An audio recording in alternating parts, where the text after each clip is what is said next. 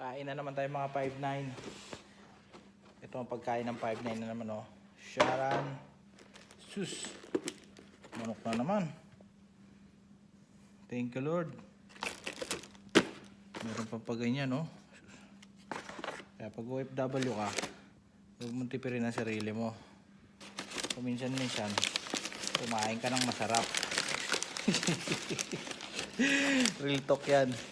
Kaya kain muna tayo mga 5-9, oh. Sarap na inihaw ng manok. Ito legit na sambusa. Masarap.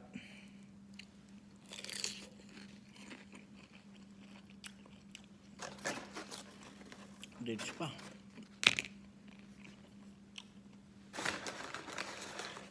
Masarap ng laman niya sa loob, oh. Kesong keso. Ito yung mga gusto ko, eh, oh.